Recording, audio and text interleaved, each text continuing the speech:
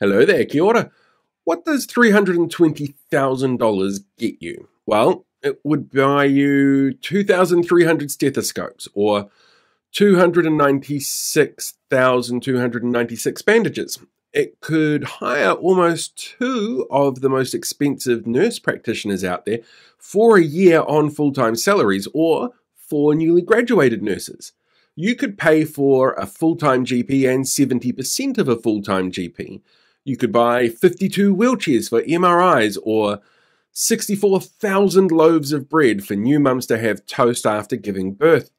You could get 1.5 full-time qualified surgeons for that.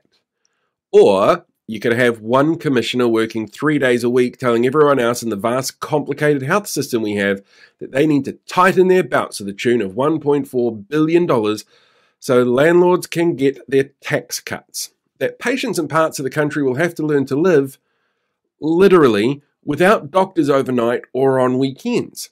That's right, Dr. Lester Levy, the Te Whatu Ora Commissioner brought in to gut our healthcare sector, well, a sector where our medical professionals are screaming out for help and frustration.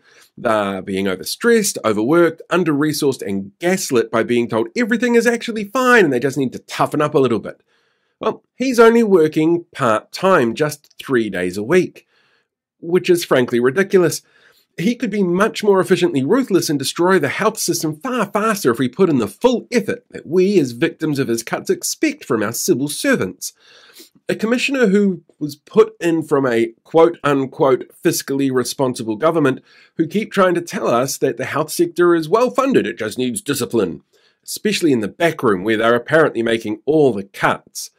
Now, in his defense, Levy did claim yesterday after a select committee hearing that he's working between 10 and 12 hours a day to fix the problems he claims are in place at Te Whatu Ora on top of a role he has at AUT, which does sound like juggling two jobs is simply too much for him. After all, he didn't even show up to that select committee hearing with the detailed financial reports he was told to bring, because apparently that's not his main focus.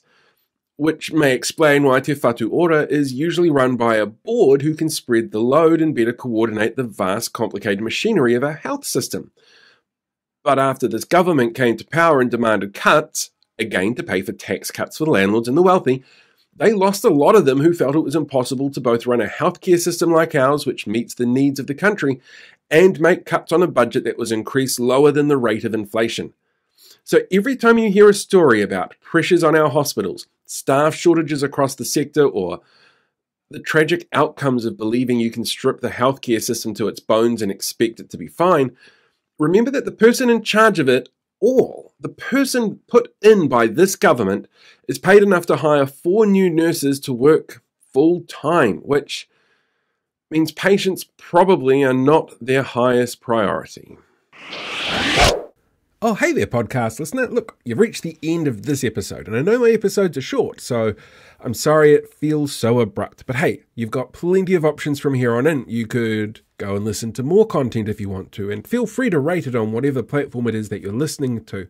You could go and check out some of my other pages as well, because there's slightly different content on different pages, like my TikTok page or my YouTube page. But you could also sign up for something like my newsletter, which comes out weekly and takes a look at sometimes in-depth issues that I haven't been able to cover in the shorter videos, or great big investigation pieces. They're all a little bit different, so check all the links out in my bio. It's super easy to find, and hopefully I get to see you on one of the other platforms as well as catching you here having a listen.